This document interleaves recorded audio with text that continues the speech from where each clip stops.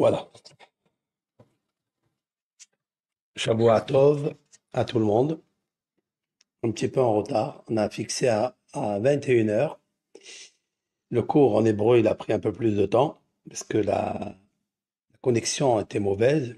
Donc nous avons réparé. Et bon, au Hachem, on est là. On va essayer de faire un petit shiur avec, à la grâce de Dieu. Shiur, un cours sur le sens secret du nom de Israël. Il a un nom très secret, très très mystérieux, ce nom de Israël. Pour la première fois dans la Torah, le nom de Israël est mentionné puisqu'il a été donné dans cette section de Vaïfla.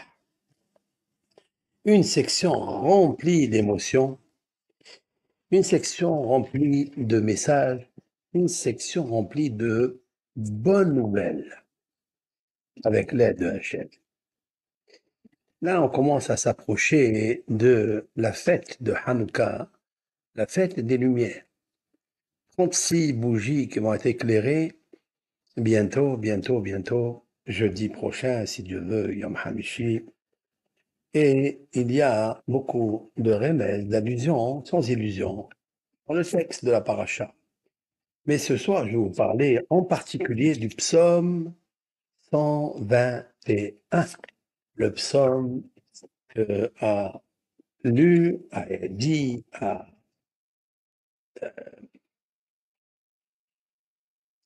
on va dire, travaillé, parce qu'il faut un travail intérieur pour avoir des mots aussi puissants, aussi forts comme ce psaume de 121. Je vais vous donner la feuille de route de ce cours, puisqu'il est déjà préparé en hébreu, donc il est plus facile pour moi de savoir où je vais et comment vous faire venir vers moi. Ce cours, on va le diviser en deux parties. La première partie, c'est de parler de l'art de la négociation que Yaakov Avinu a préparé avant la rencontre de son frère Esav, qui est rempli de haine à son égard. Et pour ne pas qu'il s'égare, ouais, Yaakov a dû prendre ses gardes bien comme il faut. Comment préparer la stratégie qui, elle est visible dans le texte, mais elle est invisible dans son mystère. Et je voudrais, avec l'aide du Créateur, vous expliquer pourquoi le nom de Israël.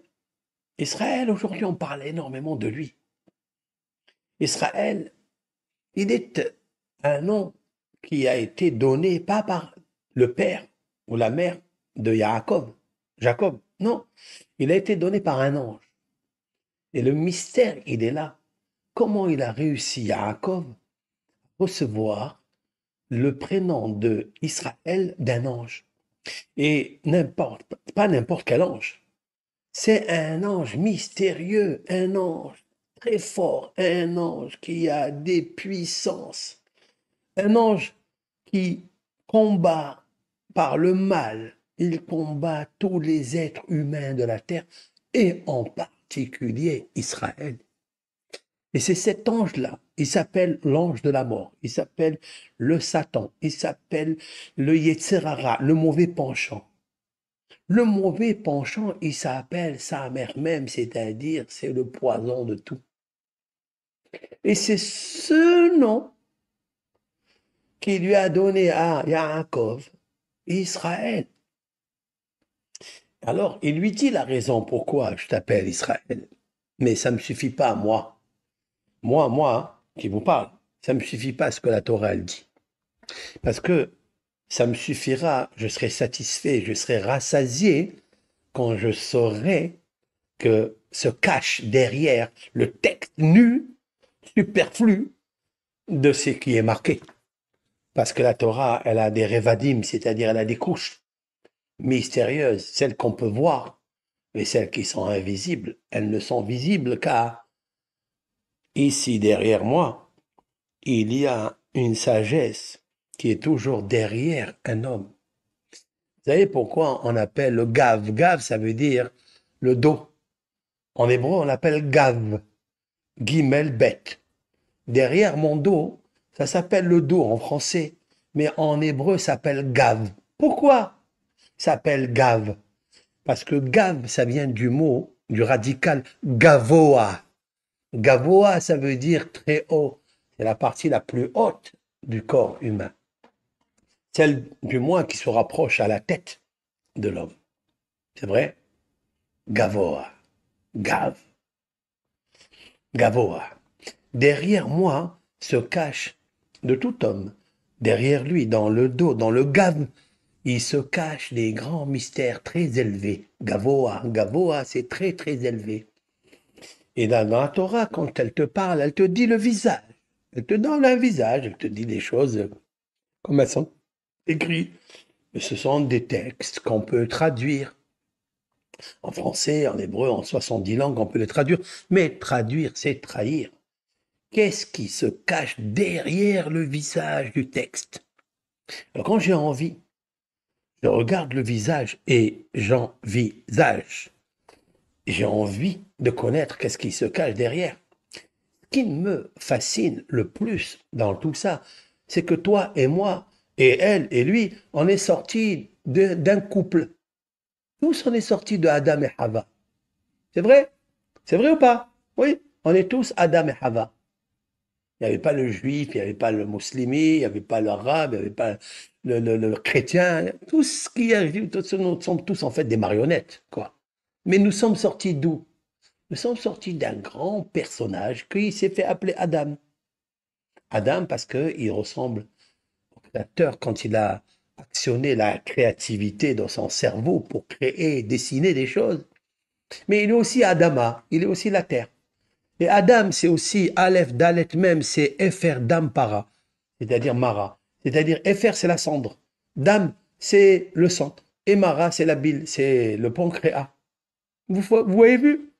On peut être des gens extraordinaires, très très hauts, qui ressemblent à notre Créateur, si on sait le faire. Et si on ne sait pas, alors on devient Efer, Aleph, Efer, c'est la cendre. On est terre et poussière. Dam, le sang qui circule de partout dans le corps humain. Et même Mara, c'est les 4 acides biliaires. Bon, on ne va pas rentrer dans ça. Je vais aller plus loin maintenant. Alors, ce couple magnifique, il était comment avant? Bien, le Talmud nous raconte qu'ils étaient dos partsoufim, c'est-à-dire ils se donnaient le dos. Les visages ne se regardaient pas. C'est bizarre, c'est curieux, cette création mystérieuse. Vous savez qu'est-ce qu'il a fallu faire? Il a fallu que Dieu les crée dos à dos, gave à gave, et après prendre ce qu'on appelle le- la scie. Il a pris une scie, si l'on peut dire ainsi, bien sûr. La scie, si l'on peut dire ainsi. Il a pris une scie spirituelle et il a fait ce qu'on appelle dans la Kabbalah Nessira. Nessira, ça veut dire il a pris la scie et il a coupé les deux personnes dans leur dos. Il les a coupés en deux. Il a fait ce qu'on appelle la Nessira. C'est comme il prend en arabe le messa. En arabe, en français, la scie. En arabe, c'est le messa. Il prend et il fait un menuisier. Il prend une planche, un bois, et vous avez des sciures. Il le coupe en deux, et il y a des sciures comme ça, qui s'éparpillent. Il y a eu cette coupure du grand menuisier, c'est l'Éternel, il les a coupées en deux, et il y a eu des sciures qui sont tombées. Ces sciures-là, il faut la sueur pour les comprendre. C'est quoi?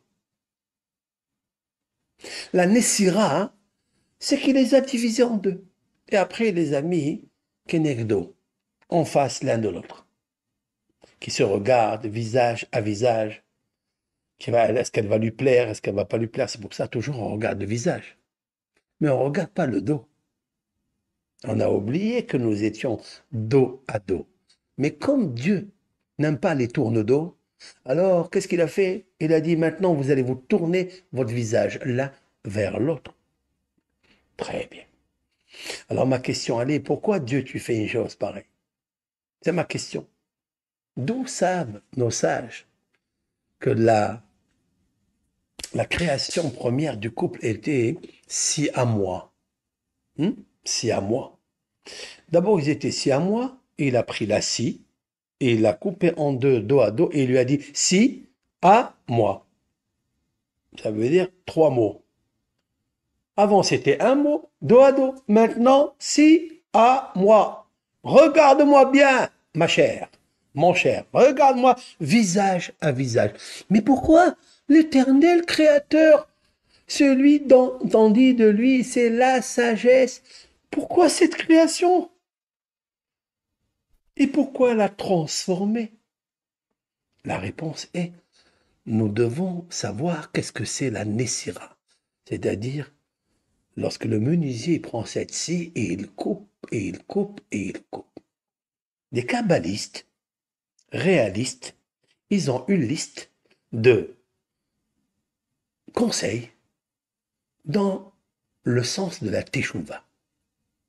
Lorsqu'une personne a fait un péché par la parole, il a fait une coupure de quelque chose. Il a coupé quelque chose, il a fait une nessira. La chose, elle était parfaite. Par exemple, il y a eu deux frères qui s'aimaient, ils étaient fraternels, un à côté de l'autre. Ils étaient dans le ventre de leur mère, mais ils se sont disputés. Et donc, ils se sont tournés le dos. Ils ont fait Nessira. Comment ramener les visages un à l'autre? Comment? La Teshuvah. Vous avez vu, on faute avec la lettre Aleph, on faute avec la lettre Bet, on faute avec la lettre Gimel. Et quand on fait la Teshuvah, la repentance, on fait la supplication. Qu'est-ce qu'on dit dans la supplication? Achamnu, Bagadnu. Nous reprenons les mêmes lettres, mais cette fois-ci dans la conversion, dans la conversion, c'est pour reconvertir les sciures qui sont passées, qui sont tombées, nous allons les ramener, mais dans une forme positive. Pas en le coupant, mais en le raccolant, en le rattachant, parce que je m'attache à mon Créateur. Je ne veux pas être coupé de lui, parce qu'il y aura trop de sueur à cause de la sciure. Et là, il faut faire attention. Maintenant, pourquoi cette préface? Cette préface, parce que je veux savoir le visage de Adam Arishon et de Hava avant la faute, comment ils étaient. C'était des panim sohakot, c'est-à-dire des visages souriants. Très, très beaux, lumineux, magnifiquement beaux de lumière. Il n'y avait pas le Satan, il n'y avait pas le Malach HaMavet, il n'y avait pas le Samer même, il n'y avait personne encore. Mais voilà, voilà, voilà. Lorsque le serpent, le Satan, le Malach HaMavet, le Samer même, tout ça, il est venu, il a commencé un petit peu à bourdonner dans le cœur de Hawa, Ève, il lui a dit, écoute, tac, tac, tac, il lui a fait miroiter des choses qu'en fait elle ne voit pas, mais il a réussi à lui transformer la vue, la vision. Il a fait la Nessira. Il l'a coupé d'une attache, d'un pouvoir lumineux avec Dieu. Donc elle ne pouvait plus voir son visage d'en haut. Elle ne peut voir que le visage d'en bas, mais le visage d'un miroir serpent. Nahash, Nahash, Nahash, c'est cuivre, ou airain. Donc c'est le cuivre, c'est le Nahash. Elle voit le visage du serpent. Et donc elle voit le visage du serpent, elle voit plus le visage d'en haut. Et quand elle voit son mari, c'est plus le même. C'est un autre visage. Ouais, et dans la vie, il y a des choses qui se passent. On parle aujourd'hui beaucoup et sans frontières, avec une effronterie ou un effrontement, c'est-à-dire avec un front audacieux et sans pudeur, d'accord? On parle aujourd'hui des personnes qui trompent leur mari ou les maris qui trompent leur femme. Là, il n'y a plus de visage. Comme on dit en arabe. Il n'a ni honte, ni recul. Rien du tout. Mais qu'est-ce qui s'est passé? Ben, on est retourné au tourne-dos, quoi. On est retourné à donner le gave-gave, le tourne-dos un derrière l'autre, mais on ne se voit pas le visage. Vous savez que cette situation-là, elle est valable à tous les moments et à tous les endroits et à toutes les époques. Elle existe, sauf qu'il y a quelque chose de très très beau entre l'homme et l'homme. C'est-à-dire, moi, je m'appelle ici en bas Gabriel ou Michael, d'accord?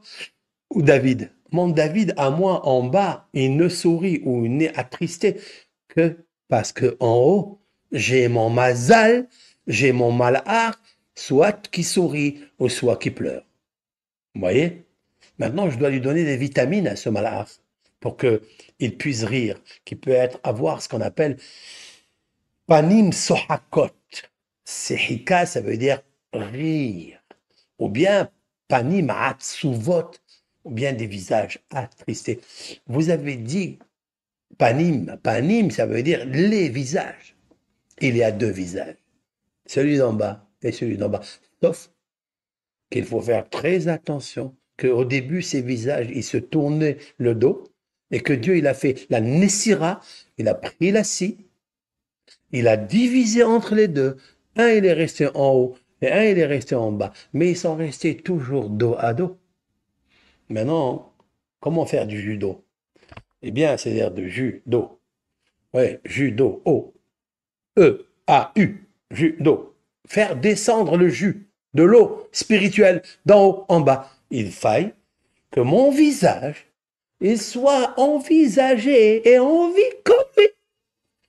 Si lui et moi, on n'est pas en cohérence, ça ne marche pas. Celui qui réussit à avoir le visage à lui et le visage de sa femme qui se regarde,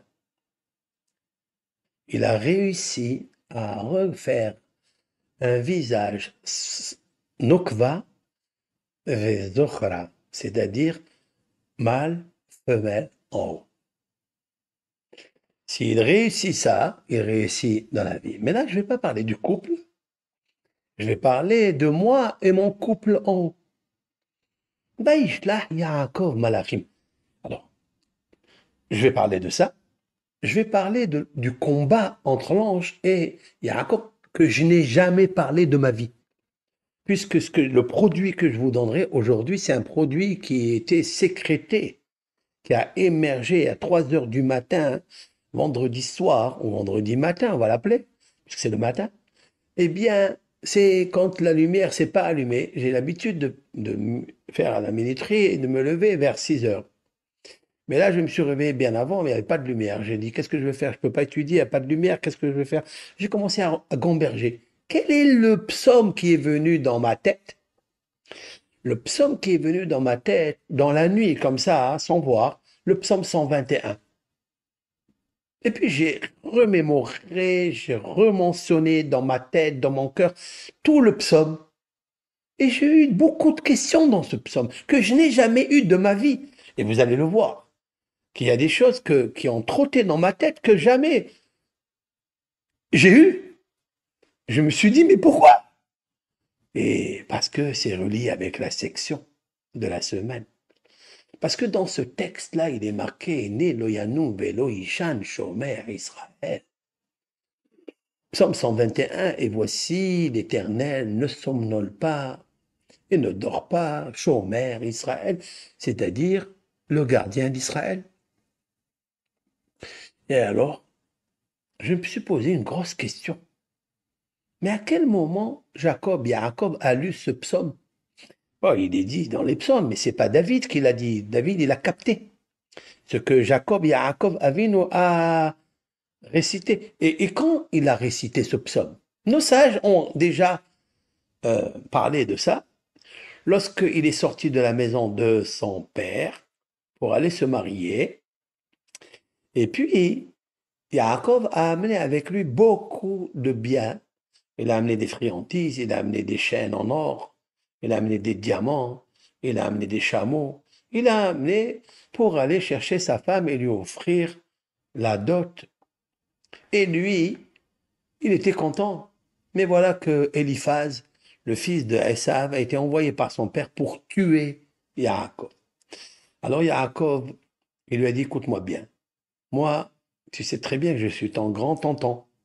Ouais. Et j'ai un problème avec ton frère, avec ton père, Esav. Mais c'est moi. Le Bechor, c'est pas lui. Moi, je suis le premier-né, c'est pas lui. Il m'a dit comment? Il est sorti le premier. J'ai dit c'est vrai, il est sorti, mais il m'a vendu. Il n'était pas au courant, Eliphaz. Parce que le menteur de Esav, il n'a jamais raconté cela. Même lorsque son père, il lui a dit mon fils, viens. Il était aveugle, Isaac. Il lui a dit viens, mon fils, je vais te donner bénédiction. Pourquoi je vais lui donner bénédiction? Ben, parce que tu es le premier-né. Pourquoi Esav, tu lui dis pas que c'est pas moi le premier-né? Oui, biologique, je suis sorti, mais j'ai vendu ce droit. Pourquoi tu dis pas à ton frère? Menteur, menteur, menteur. Tu l'as pas dit. Et Yaakov, il dit à Éliphaz, son neveu, le fils d'Ésaü, il lui dit, écoute, c'est moi qui ai raison, c'est pas lui. Éliphaz, il s'est calmé. Il s'est calmé. Mais il lui a dit, mais papa, il m'a dit quelque chose, qu'est-ce que je vais faire? Il lui a dit, écoute-moi, prends tous les biens, tout ce que j'ai, voilà, les 10 chameaux. Tu sais, quand mon papa il s'est marié, Eliezer, le serviteur de mon grand-père, il est venu avec beaucoup d'argent pour aller chercher Rivka. Mais moi, je vais aller comme ça sans rien. C'est pas grave. Tu vas accomplir la parole de ton père. Et moi, je suis considéré comme un pauvre. Et un pauvre est considéré moralement comme un mort. Alors, tiens, prends tout. Et Eliphaz, il a laissé tranquille. Et il est parti. Et Yaakov, maintenant, il se trouve dénudé de tout. Harum ve'eria. Il n'a rien. Peut-être que des bretelles, peut-être un bout de pain avec un vêtement. Et voilà, c'est tout. Maintenant, il faut qu'il aille chercher. Il va venir nu et cru et il devra travailler. Vous avez vu que ça a causé tout ça? Très bien. Et là, à ce moment-là, nos sages disent, il va s'adresser à qui alors? Je lève mes yeux vers les montagnes. D'où viendra mon aide? Mon aide viendra de Dieu qui a créé le ciel et la terre. Je vais vous expliquer tout ça. Hein? Tout ça, je vais l'expliquer. Mais là, il y a marqué Israël. Et je me suis posé la question dans la nuit, comme ça. Je dis, mais Israël, Yaakov n'était pas encore marié. Il n'avait pas encore d'enfants, ni ses femmes. Barzel, Bilhaz, Zilpa, Rachel, Léa, il n'avait pas encore ça. Quand est-ce que Israël a été appelé? C'est quand il est revenu de la maison de Lavan pour aller chercher son frère et se réconcilier. Et là, au milieu, avant qu'il arrive, après qu'il lui a envoyé les 550 animaux, 550 valeurs numériques tikkun, c'est-à-dire arrangement, embellissement. Il a voulu embellir la paix avec son frère qui avait la haine dans son cœur. Eh bien, au milieu, Yaakov, il traverse un fleuve qui s'appelle Yabok. Et il traverse ce fleuve. Il a donc déplacé ses femmes et ses servantes, etc., pour qu'ils soient à l'écart. Et lui, il est allé chercher la petite fiole d'huile d'olive, disent nos sages. Je vais vous le dire pourquoi. Et là, il rencontre cet ange-là, puissant dans la nuit, parce qu'il ne faut pas sortir la nuit. Il y a 3 personnages qui ne doivent pas sortir la nuit. C'est qui? C'est le roi. Le roi, quelqu'un de noble. Les forces négatives sont très jalouses de lui. Et le deuxième, c'est le hatan, c'est le fiancé. Un fiancé qui vient de se marier, quoi. Un marié qui vient de se marier, il ne doit pas sortir seul la nuit. Et aussi un talmid chacham, un érudit, comme Yaakov, qu'est-ce que tu sors la nuit? Mais la réponse est, si tu lis le psaume 121, tu peux sortir la nuit. Pourquoi? Parce que la nuit, il y a une protection spéciale, Shomer Israël. Je vais expliquer. Alors très bien, maintenant, Israël, comment, si tu dis que Yaakov, c'est lui qui a dit ce psaume, j'ai une question sur les sages du Talmud, du Midrash. Mais Israël n'était pas encore appelé Israël. D'où il est sorti ce nom? Vous avez compris ma question? Elle est magnifique cette question. Jamais je me suis posé cette question. Seulement à 3 heures du matin, vendredi soir. Pour cause de la paracha. Parce que je dis, mais c'est pas normal. Très bien. Cette question, retenez-la, je vais vous l'expliquer bien. La deuxième chose que je vais vous dire, que le nom de Israël, c'est quelque chose de sublimissime. Ça n'a rien à voir avec le Israël en bas. Il y a quelque chose de plus hautement distingué en haut. Lorsque Yaakov, il envoie des anges, Yishlach Yaakov Malachim Lefanav, Yaakov, il envoie des anges devant lui ou derrière lui. Parce que Lefanav peut se rapporter sur Kadima, ça veut dire en face, ou bien Lefanav, ceux qui sont devant lui, avant lui. Ceux qui sont avant lui, c'est des anges, parce que la section de la semaine dernière, elle parlait des anges qu'il a rencontrés. Yaakov, il a appelé cet endroit où il a rencontré des anges, Mahanaïm. Les camps, en hébreu, Mahané, c'est le camp, mais Mahanaïm, deux camps. Quel camp? Lesquels? Ben, les anges de la terre d'Israël et les anges de la terre de la diaspora qui sont venus l'accompagner pour aller chez Lavan, puisqu'il va là-bas à Bagdad. OK? Il a fait. Alors il a pris les anges d'en haut, les Fanav qui étaient là, et il les a envoyés chez Esav. Dites-moi, besoin d'envoyer des anges à Esav? Pourquoi il n'envoie pas des hommes? Tout court. Des gens très disciplinés, des gens qui sont cultivés, qui sont importants. Il y avait des gens importants. Envoie-lui à Esav. Pour se réconcilier, il faut la stratégie et l'art de la négociation. Et l'art de la négociation, qui comme Yaakov était le plus sage de l'époque, il pouvait avoir des gens en leur disant ça, ça. Pourquoi a-t-il envoyé des anges, vraiment des anges? La réponse est, c'est qu'ils n'ont pas voulu partir. Le Midrash Tanhuma dit qu'il a demandé à des anges, allez aussi. Ils ont dit, laisse-nous tranquille. On ne veut pas cet homme-là. Se rapprocher de lui, il a la haine. On ne veut pas. On a peur qu'il nous zigouille comme le Hamas. Malheureusement. Parce que Hamas, mais Ahicha Yaakov. Vous savez que dans la Haftara de la semaine, nous avons lu la Haftara, c'est un résumé prophétique du prophète Ovadia. Oui, nous avons lu la Haftara de Ovadia, Adon Ovadia, Kohamar Hashem, Elohim, le Edom, Shimoa Shamanu. Et après, c'est marqué là-bas, mais Hamas ahicha ya'argov, techassicha busha v'nichratta le'olam. Il parle du mot Hamas. Alors, le mot Hamas, je ne parle pas du groupe terroriste Hamas, je ne parle pas de ça. Je ne suis pas dans la politique maintenant. Il dit, mais Hamas, c'est-à-dire le vol de ton frère Yaakov. Yaakov, on aurait pu dire c'est un voleur. Mais est-ce que c'est vrai, c'est un voleur? Pas du tout, puisque Yaakov, il a acheté le droit d'aînesse. Mais on lui colle à chaque fois le mot Hamas pour lui. Pourquoi le groupe Hamas, il est collé sur Israël? Pourquoi? Qu'est-ce qu'il a, ce Hamas? Parce que ici, Obadiah, vous savez qui est Obadiah? Obadiah n'était pas juif du tout. Obadiah était un converti au judaïsme parce qu'il a fait un grand bienfait à des gens kohanim. Il a nourri 80 prêtres juifs. Il les a nourris. Et Dieu il a dit, toi, tu t'es occupé de mes enfants d'Israël, moi je m'occupe de toi. Il l'a rendu prophète. Waouh! Waouh! Et lui, il prophétise des choses sur Édom, c'est-à-dire Édom, c'est la Galoutanou, c'est en fait Édom de Esav. Édom, il va avoir 8 rois cités dans Alouf, le général. 8 fois des généraux, ça veut dire 8 générations de généraux, de rois de Esav, et il n'y a pas encore un d'Israël. C'est marqué. Et les aloufés, l'ifne melech Israël. Il n'y avait pas encore un roi d'Israël, alors que Esav, il en a reçu 8. Pourquoi?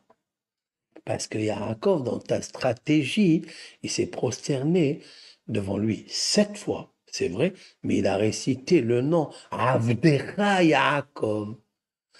Adoni Esav, tu es mon Seigneur et moi je suis ton serviteur. 8 fois. 8 fois il a dit ton serviteur. Tu as dit 8 fois, eh ben tu vas être ton serviteur. Je vais lui donner 8 rois et toi tu seras pendant cela juste un serviteur. Mais après, Les 8 fois, c'est toi qui vas régner. Maintenant, rappelons-nous un tout petit peu ce que la matrice de Rivka a fait sortir. Le premier, c'est Esav, il était tout rouge. Il était sur la planète du Meurs. C'est Maadim, et Yaakov, il est sorti derrière. Et bizarrement, Yaakov, par sa main, il lui tient le rond du talon. Hmm. Il tient le talon de Esav. C'est bizarre comme naissance. Bizarre comme accouchement. On n'a jamais vu ça. C'est quoi la main de Esav, de Yaakov, qui tient le talon de Esav? Vous savez que le talon, il est rond.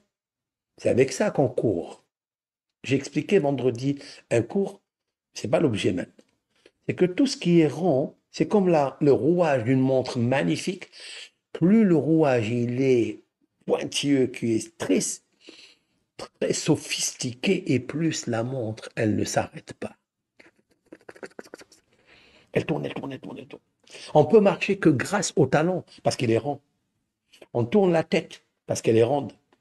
Le corps, ici, tu ne peux pas le toucher comme tu veux. D'accord, cette partie-là, on ne peut pas la plier. On ne peut pas la plier parce qu'elle est un peu carrée, elle est un peu rectangle, elle n'est pas ronde. Et en fait, lorsqu'il a voulu toucher, parce que, en fait, à Esav, il pouvait aller plus loin. Il pouvait avoir encore des rois et des rois et des rois interminables. Mais Yaakov, il a dit, arrête de courir, je vais t'attraper le talon, je vais te talonner jusqu'à la venue du Mashiach. Lorsque l'ange de Esav, il a vu que Yaakov en bas, le petit Yaakov bébé, il a talonné, pris la main de truc, il a dit, moi, je vais maintenant m'occuper de toi. Et donc l'ange d'en haut, il veut dévisager le visage d'Israël. Et il veut l'écraser comme on écrase un talon, par le talon, on écrase quelque chose. Tu as touché le talon de Esav, eh bien moi, je vais te talonner. Ouah! Très bien. Qu'est-ce que fait Yaakov? Il cherche où est son visage en haut. Bon, s'il s'appelle Yaakov en bas, c'est qu'en haut, il s'appelle Yaakov aussi. C'est vrai? Ok. S'il s'appelle Yaakov en haut, il s'appelle Yaakov en bas. Pour ça, dans la Torah, on voit Yaakov, Yaakov. Ça, on l'a vu dans la semaine dernière chez Lavan, quand il a poursuivi Lavan, le beau-père de Yaakov. Yaakov, il a vu dans le rêve, Yaakov, Yaakov. L'ange, il lui parlait, Yaakov, Yaakov. Ça veut dire, en haut, il y a un visage qui s'appelle Yaakov, et en bas, il s'appelle Yaakov. C'est quoi Yaakov? Yaakov, c'est la sagesse. Yaakov, c'est l'intelligence. D'où je sais ça? Parce que chaque fois que la Torah, elle a parlé de sagesse, elle a dit le mot Akev. Ve'aya Akev tishme'un. Akev shama Avraham bekoli. Alors nous on dit parce qu'il a écouté. C'est pas la traduction du tout. Akev c'est sagesse. Akev anava irat Adonai. Le roi Salomon a dit dans un des proverbes, Akev anava, le talon de la sagesse, de la modestie, c'est irat Hashem. C'est la crainte de Dieu. Quelqu'un qui a la crainte de Dieu, eh bien, la modestie, en fait, elle devient un talon. Parce que le but de la modestie, c'est d'avoir la crainte de Dieu. Donc, on parle du mot Akev. Akev, c'est une grande sagesse. Et Yaakov est un grand sage. Maintenant, il faille que la sagesse de Yaakov, elle ait le même visage brillant, lumineux et surtout de droiture. De droiture. Alors, il lui était reproché à Yaakov que tu as pris le droit d'aînesse. Bon, tu l'as vendu, mais tu t'es habillé avec des vêtements de séhir, de mouton, de chèvre, je ne sais quoi, et tu es rentré à l'intérieur pour prendre la bracha. Si tu veux vraiment tuer les béchor, ben rentre, ne rentre pas comme Fantomas ou bien comme Zorro. Vas-y, démasque-toi et rentre. Non, non, mais Itzhak, mon père, il le sait pas. Et je ne veux pas lui dire. Parce que s'il le sait, il va maudire Esav. Je ne veux pas le faire. Mais toi, Esav, tu le sais que tu as vendu. Pourquoi tu ne dis pas à ton père que c'est... Maintenant, l'ange, lui, vous savez pourquoi? Parce que l'ange d'en haut, il a dit à Esav, ne dis pas la vérité. Ne dis pas la vérité à ton père.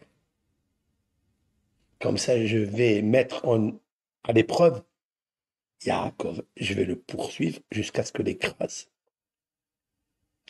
Qu'est-ce qu'il fait Yaakov? Vaishlach Yaakov Malachim. En fait, il envoie des anges. Quel ange il a envoyé Yaakov? Il y a un ange très, très, très particulier que vous ne connaissez pas. Il y a dans le Midrash, Haya Ahat Yesh Bashamaim, je traduis, il y a une bête, une bête très forte, non domestique, dans le ciel, et elle s'appelle Israël. Elle s'appelle Israël, dans le ciel. Voilà. Et qu'est-ce qu'elle veut dire, cette force-là? C'est mon cours. Je commence le cours maintenant. Lorsque nous allons voir dans le texte quelque chose, lorsque Yaakov il est resté seul, Vaïvater Yaakov levado. Yaakov il est resté seul. Oui, je vais aller au début. Voilà. Et il y a, je vais vous le lire. Vayakom balaylahu. Je vais vous traduire les mots du texte, sans sublime. Mais vous allez voir un autre visage. Vayakom, il s'est levé balayla la nuit. Hu, balaylahu. Balaylahu. Laïla, c'est la nuit, c'est au féminin.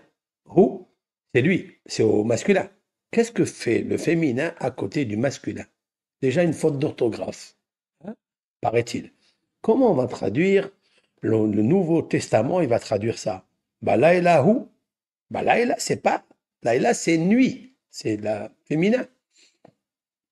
Et il dit où? En fait, quand il s'est levé, où? Chaque fois que c'est marqué où, c'est l'Éternel. Quand il s'est levé, Yaakov, c'est l'Éternel qui se lève avec lui. C'est Hachem. Vaïhou, et où c'est masculin, c'est Akadosh Baruch Hu, l'Éternel. Vaïkach et Sheté Nashav, il prend ses deux femmes, et Sheté Shifhotav, ses deux servantes, Ve'et Ahar Asar Yeladav, et ses 11 enfants.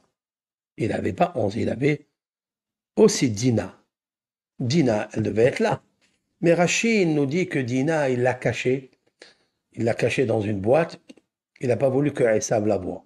Et ça lui a causé un grand tort à Yaakov, parce qu'il a économisé de faire du bien à son frère en lui donnant sa fille, Dina. Elle aurait pu le ramener à la teshuva, le ramener à la conscience et le ramener parce qu'elle était belle. Et pour une femme belle qui est intelligente, un homme, il peut faire tout. Je vous ai raconté l'histoire de Rish Lakish, ce voyou qui est devenu un rabbin, qui est devenu le beau-frère de Rabbi Yohanan. Je vous ai raconté dans le traité talmudique Pédalet Baba Metsiah, 84, là-bas on raconte l'histoire d'un grand un mafieux qui a sauté 4 fleuves pour aller voir un homme, enfin c'était un homme, c'est Rabbi Yohanan, qui nageait, qui se baignait, et il a pensé que c'était une femme parce qu'il était très très beau, et il a vu que c'était un homme. Il lui a dit, écoute, moi je te donne ma sœur qui est plus belle que moi, si tu rentres à la de la Torah. Il a tout lâché pour entrer. Et un homme, il veut une femme belle, une femme intelligente, pas spécialement belle, même si elle est laide, mais si elle est comme le LED qui brille, c'est bon aussi, avec l'aide de Dieu, bien sûr. Maintenant, elle n'était pas là, il l'a cachée. Bon, mais je vais vous expliquer le sod ici. C'est pas Stam. Et puis il a traversé ce qu'on appelle le fleuve de Yabok. Vous voyez le mot Yabok, Yud, Bet, Kouf, c'est 3 lettres qui se trouvent dans le nom de Yaakov. Parce que Yaakov, c'est 4 lettres. Yud, Aïn, Bet, Kouf. Enlève, retire le Aïn, ça fait Yud, Bet, Kouf. C'est Yabok. En fait, Yaakov, il est rentré dedans lui. Parce que dedans nous, il y a des fleuves qui sont dangereux. Ces fleuves-là, il faut rentrer dedans et bien nager. Et pas que les eaux tumultueuses te fassent noyer. Et là, il est rentré dans ce ma'avar, dans cette passerelle difficile. Haolam hazeh gesher tsar me'od, Rabbi Nachman de Breslev. Ce monde, il est étroit, il est trop étroit. Mais l'essentiel, c'est d'y passer, c'est de traverser. Vaya avor et ma'avar. Il a traversé ce fleuve. Mais c'est la nuit. Et la nuit, c'est dangereux. T'as pas le droit de sortir la nuit seul. Vaya comme balayla. Mais qu'est-ce que je vous ai dit? Il s'est levé. Mais il y avait où? Balayla, où? C'est Dieu avec lui. Ah, si tu sors avec Dieu, t'as pas de problème. Mais qui t'a dit que Dieu était avec toi?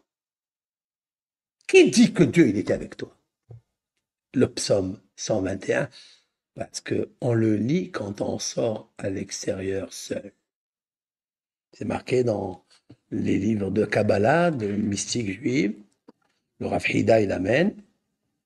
Mi sheyotse yehidi balayla, je traduis celui qui sort la nuit tout seul. Et il a peur d'avoir des attaquants, des prédateurs de la nuit, avec des flèches et des arcs, et avec des glaives, qu'il a peur qu'ils le tuent, qu'ils lui fassent du mal. Il lit le psaume 121. Pourquoi? Qu'est-ce qu'il y a dans ce psaume? Parce que c'est marqué in Elohanu velo ishan shomer Israël. Et pour ma part, c'est là que Yaakov, il a lu aussi le psaume 121. Il l'a lu quand il a quitté la maison de son père, il est arrivé la nuit, il était perdu, il n'avait plus rien du tout. Il a cité ce psaume et il a vu l'échelle, sur l'échelle de Richter, que la terre, elle était magnifique, avec une sainteté énorme. Il a dit, cet endroit, il est redoutable, cet endroit, il est saint. Et je ne le savais pas, parce que si je le savais, je n'aurais pas dormi. J'aurais profité de chaque instant, de chaque moment, dans la nuit, de tout ce qui est. Mais comment tu restes dans la nuit tout seul? Et j'ai récité le psaume 121. C'est pour ça, nos sages, quand est-ce qu'on lit ce psaume? La nuit. Ah, la prière de Yaakov, qu'a instauré Yaakov, parce que c'est ça. Mais, ma question restera toujours. Mais là-bas, c'est marqué Israël, tu t'es pas encore appelé Israël. T'es pas encore dans la guerre du combat de l'ange. Alors pourquoi tu dis le mot Israël? Non, non, non, non, non, non, non. C'est ici aussi qu'il a lu. Parce que maintenant, dans ce combat, il va se faire appeler Israël. Mais je vais vous expliquer quel est le sod. Puis voilà, il continue à... il va taire Yaakov Levado. Il a traversé, il a mis les femmes de côté, les enfants, les servantes, et il est resté seul. Vaïvater, c'est comme miutar. Miutar, ça veut dire plus. Ça veut dire il est resté tout seul. Yaakov, Levado, seul. Dites-moi, qu'est-ce que c'est ce terme, Levado, seul? Il fallait dire Levad. En hébreu, Levad. Nos sages disent non. Nos sages disent qu'il est parti chercher la petite fiole d'huile d'olive pour Hanouka. Parce qu'il a besoin de Hanouka. Il est parti faire maintenant avec Hanouka. Hanouka, ce sont les miracles de la fiole d'huile. Cette fiole de l'huile, elle était accompagnée dans sa poche de Yaakov. Vous vous rappelez quand il s'est réveillé du fameux rêve sur l'échelle de Richter? Oui, c'est marqué que le matin, il a érigé avec les pierres qui étaient 12 et sont transformées en une. Il a érigé un matseva, c'est-à-dire une stèle, et de stèle, il l'appelait Stella. Ouais, et il a mis un cliché dedans. Il a dit, depuis, tu es Montparnasse, dans la rue Cliché. Ici, on va faire un cliché, et elle s'appelle Beth-El. Elle va s'appeler Beth-El. Mais il a fait quelque chose. Vaïtsok shemen al rosha. Il a pris de l'huile, il a transvasé sur cette stèle. D'où vient l'huile? Pourquoi Yaakov, il se promène avec la bouteille d'huile? Eh bien, de toute cette bouteille d'huile, quand il a fait des stèles pour remercier Dieu pour ça et ça, quand il a trouvé sa femme, etc., il lui restait une toute petite fiole. Il a mis dedans. Il a dit, waouh, j'ai besoin, je peux pas, je vais aller rencontrer mon frère Esav. J'ai besoin de cette petite fiole d'huile parce que celle-là, elle témoigne que Dieu, il a dit, Ushmartira bechor asher telech. Je te garderai là où tu iras, dans les 6 extrémités. J'ajoute, là où tu iras, là où tu marcheras. On peut marcher dans le sud, on peut marcher dans le nord, l'ouest, le sud, en haut, en bas. On peut marcher dans tous les coins du monde. Les 4 points cardinaux plus le haut, le bas, Dieu lui dit Ushmartira. Retenez le mot Shmira. Tu seras sauvegardé, je te protégerai là où tu iras, dans les 6 extrémités. C'est vrai, comme ça. En fait, Dieu se trouve de partout. Il est le temps, il est l'endroit, il est l'énergie. Donc, où tu iras, tu trouveras Dieu. N'aie pas peur de l'endroit. Est-ce que c'est la nuit? C'est pas la nuit. Je suis avec toi. Ok. Mais nos sages, d'où ils le savent ça, qu'il est parti chercher la petite fiole d'huile? D'où ils le savent? Parce que le mot Vaïvater Yaakov, levado, regardez ce que je prononce, levado, mais ce terme levado, il est mentionné uniquement sur Dieu. Dans les prophéties, c'est marqué Venisgav Adonai levado bayomahu. Le jour de l'avènement messianique, lorsqu'on finira la guerre de Gog ou Magog, tous les 70 rois, comme la valeur numérique Gog ou Magog, vont dire, Dieu, il est le plus grand royaume, tout seul. Venisgav. Nisgav, ça veut dire il est grand. Adonai, le Seigneur, Levado, Bayomahu. Ce jour-là, c'est quoi ce jour-là? Ce jour qu'on attend tous, que la paix reviendra dans les mondes et que tous les 70 nations vont se prosterner tous ensemble avec le même cœur, avec le même unisson. Nous, d'abord. Et Venisgav, Hachem, Levado. Pourquoi la Torah? Pour le patriarche Yaakov, elle a cité le mot levado, analogie des termes. Pourquoi du c'est Dieu? Vous ne trouverez jamais chez Yitzhak, chez Moshe, Abraham, le mot levado, parce que c'est concerne Hachem. La réponse, disent nos sages, levado, c'est proche du mot les cadeaux. Cadeaux, les cadeaux, pas les cadeaux, les cadeaux qu'il a envoyés, les cadeaux à la jarre, la fiole. Cad, c'est une petite cruche où on mettait de l'huile. Et Yaakov, il est resté seul. Ça veut dire qu'il n'avait plus la cruche de l'huile d'olive. Donc il est revenu la chercher. Mais cette cruche de l'huile d'olive, elle va montrer à toutes les nations, y compris Israël, parce que c'est pas encore Israël, que Dieu, il va éclairer le monde.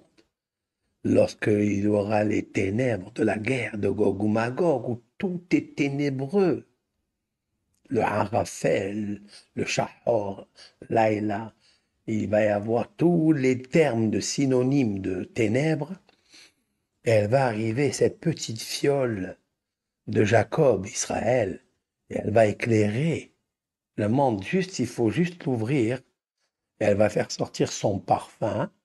Elle va sortir les 36 bougies, les 36 traités talmudiques, les 36 lumières de la création du monde, puisque vendredi, il n'y a pas marqué ce fut le jour, ce fut la nuit pour le jour du Shabbat. Donc depuis midi vendredi jusqu'à la sortie des étoiles samedi, il y avait 36 heures de lumière. Ce sont les 36 heures de lumière qui sont dans les 36 bougies de Hanouka. Et donc, Yaakov Avinu, il a besoin de cette fiole. Mais voilà, que pour recevoir cette fiole, il faut un combat spirituel, un combat puissant. Parce que Esav, le Esav physique, il comprend que dalle. Il comprend rien. Il restera toujours à faire la chasse, le chasseur, à faire manger des lentilles, à vouloir n'est-ce pas lui? Mais moi, Yaakov, j'ai pas besoin de ça. Prends tout ce que tu veux. Donne-moi Mital Hashamayim Mishmane Haaretz. Je veux les choses spirituelles. La rosée du ciel. C'est ça que je veux, moi. C'est quoi la rosée du ciel? C'est la bougie qui va éclairer. C'est ça que j'ai besoin. Alors, quand il a vu qu'il allait prendre la bougie, la cruche, il a cru qu'il allait être facile pour lui de la reprendre, mais c'est la nuit. Mais la nuit, c'est très dangereux pour lui. Avec Ishaïmo. Et voici, il s'est enlacé, c'est-à-dire il s'est attaché à lui un homme. C'est qui cet homme-là? Qu'est-ce qu'il fait cet homme-là? D'où il sort cet homme-là? Nos sages disent, c'est sa mère même. C'est celui qui est en haut, le représentant de Esav.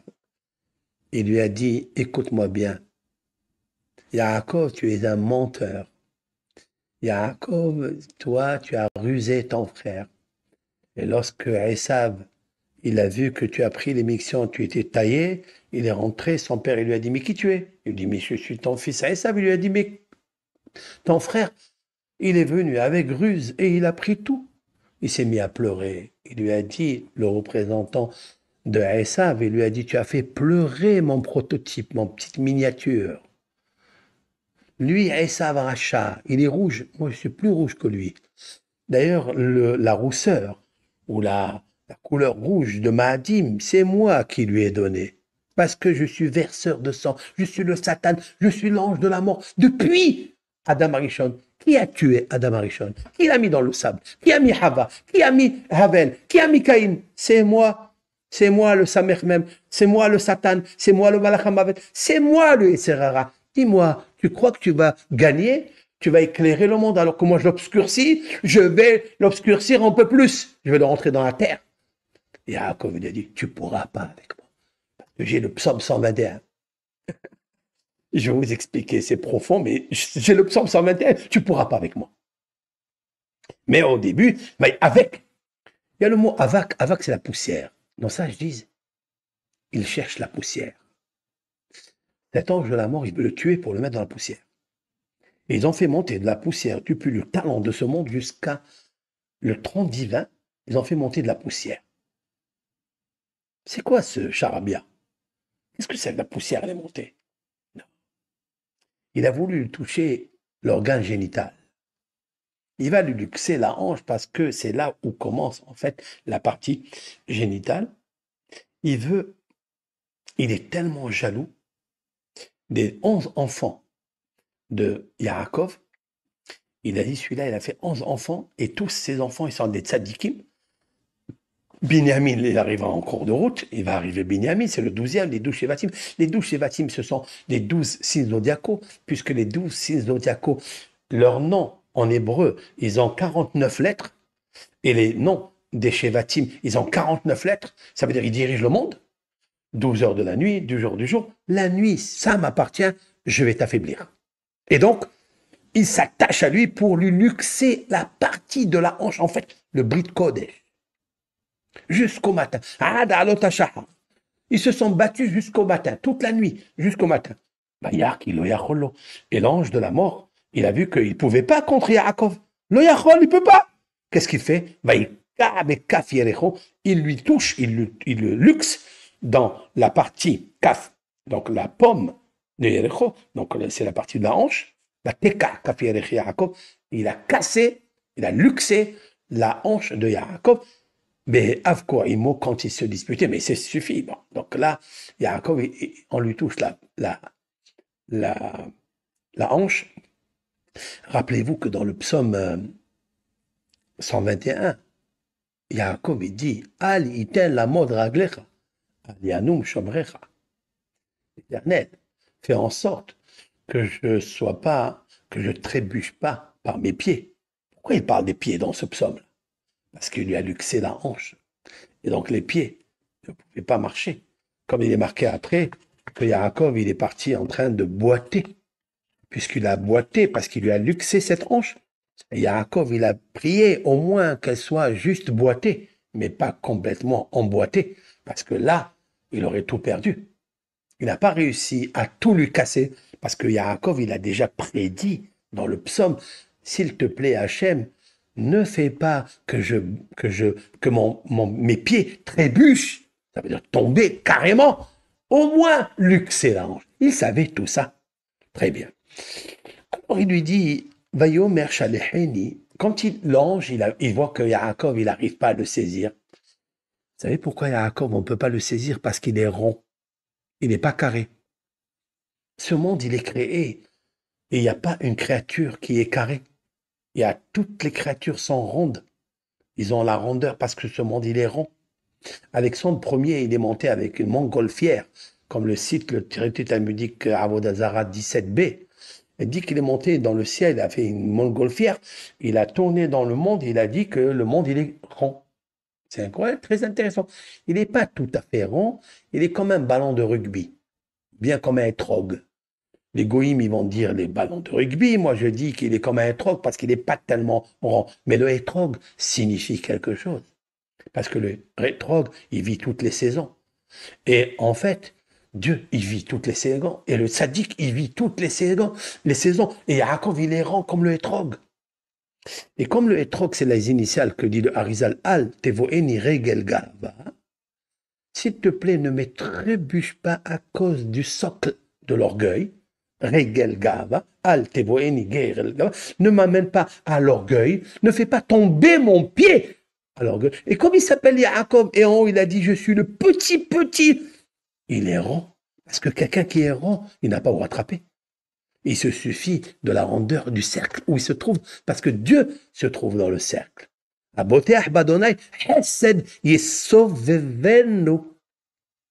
Rappelez-vous du c'est vivant, sauve qui peut. Sauve-moi, s'il te plaît, Dieu, de ce méchant qui veut me tuer. Donc il lui dit, Dieu, t'inquiète pas, ne cherche pas les angles, ne cherche pas les carrés, ne cherche pas où attraper, parce que dans ce monde, c'est ce que désire le Samer même, l'ange de la mort. Il veut que tu attrapes cette vie-là, cette affaire, et encore, et encore. Il ne te laisse pas le temps d'étudier la Torah, ni de bien prier. Il te prend ta tête, il te la grippe, il te la bousille. Tu n'as plus le temps de réfléchir. Et la tête, elle est ronde. Reste tranquille. Arrête de la faire tourner de tout. Arrête de la fuser. Arrête, sois une fusée. Et arrête de la fuser. Et donc, monte. Elle est harim. Dire la Maalot, elle est harim. Vers les montagnes. Qui sont ces montagnes? Depuis quand on prie à des montagnes maintenant? Je vais expliquer ça. Et donc, l'ange, il dit, j'arrive pas à le saisir. Je veux un coin pour l'attraper. Et il dit, j'arrive pas. Le cercle, il n'y a pas où attraper. Il n'y a pas. C'est l'infini. Hein? C'est l'infini. Il faut que je le brise. Il lui a luxé la hanche parce que la hanche, la partie de la hanche qui emboîte le pied, elle est ronde. Il lui a luxé, mais il n'a pas pu le casser complètement. Voilà. Alors il lui dit, bon, maintenant j'arrive pas, alors Vayomer Shaleheni. Il a dit, envoie-moi, ça y est, je dois partir. Pourquoi? Parce que le jour, il est là. Et alors, continuons à nous battre. Tu es venu depuis la nuit, ben continuons. Le matin, l'après-midi et le soir encore. Il a dit, non, je ne peux plus. J'ai fini ma mission. Pourquoi? Parce que je dois chanter à Dieu. Ce qui dit Rashi, qui est à la shahar, parce que l'aube, la biche du matin est arrivée. Et la biche du matin, on prie la prière d'Abraham Avinu. La prière d'Abraham, notre ancêtre, le père du monothéisme. Nous prions le matin d'une façon claire, parce que la nuit est passée, les ténèbres, le mal, il est passé. Maintenant, c'est le jour. Le jour, c'est la gratitude. Le jour, c'est on peut aller travailler, on peut sourire, on peut manger, on peut étudier. Le jour, c'est le hesed, c'est la grâce, c'est le salut. Et alors, il lui dit, le matin est arrivé, et alors, Betsarich ani lomar shira, je dois chanter la chanson du jour. De la même façon qu'il existe la chanson de la création dans Perek Shira, là-bas il manque. Hein? Il y a 64 créatures, le soleil, la lune, la mer, les étoiles, les animaux, les volatiles, les bêtes féroces. La 84 et la 85e, c'est l'homme. Mais il faut ajouter une 86, c'est l'ange. Et celui-là, il n'est pas dedans. Pourquoi? Puisqu'on parle d'ici que l'ange lui dit, je vais chanter. Tiens. Même l'ange de la mort, il chante. Même l'ange de la mort, quand il vient le matin, il chante. D'abord, uno, il chante. La deuxième, secondo, il chante quoi? Qu'est-ce qu'il chante? Il lui dit, il arrive le matin, laisse-moi partir. Je veux chanter. Tu veux chanter quoi, en fait? Hein? J'expliquerai tout de suite. Alors, Vayomer Shaleheni qui est à la shahar. Maintenant, ça y est. Maintenant, avant, tu es venu te disputer avec moi. Maintenant, c'est toi qui me demandes de partir. Je lui dis à Jacob, il dit non, tu ne partiras pas. Jusqu'à ce que tu me bénisses. Vayomer lo ashalehacha. Non, je ne vais pas te répudier dans le texte shalehacha. Qui im berachtani. Seulement avec une condition. Tu me bénis. Attendez. Toi, Yaakov, tu demandes à un ange de te bénir? Mais l'Éternel t'a déjà béni. Allah Kbir, l'Éternel, le grand Hachem, le Tchem Elohim Agadol, t'a béni, il t'a dit, je te protégerai où tu iras. Est-ce que tu demandes à un ange de la mort de te bénir? Seulement, il y a quelque chose. Cet ange, il voulait le tuer. Yaakov, il s'est dit, tiens, il n'a pas réussi. Mais maintenant, il veut partir parce que c'est le matin, il a fini sa mission, il doit chanter. Tiens, c'est un ange de la mort qui est gentil quand même. Il veut chanter. Il veut chanter quoi? Il veut chanter, bien sûr, à Dieu. Lui aussi, il a des comptes à rendre à Dieu. Parce qu'un jour, Dieu, il va l'égorger. Vous le savez que Dieu va égorger le Satan, le Israël, l'année va véchet, trachée artère et odophage. Parce que l'odophage, c'est Sératov, et la trachée artère, c'est Serara. Et le Serara, il nous fait manger par les deux. Il nous fait parler par la trachée artère et l'osophage. Un, il mange et l'autre, il parle. De quoi on parle tous? Bien, on parle de la chanara, on mange n'importe quoi, on vérifie pas. Un jour viendra où Dieu il va égorger le mauvais penchant, le Satan, le sa-mère même. Alors Dieu lui dit, chante si tu veux que je t'égorge pas. Et lui, il se met à chanter à Dieu. Je lui ai expliqué. Mais pourquoi cette chanson, elle est apparue seulement maintenant dans le combat qu'il a eu avec Jacob?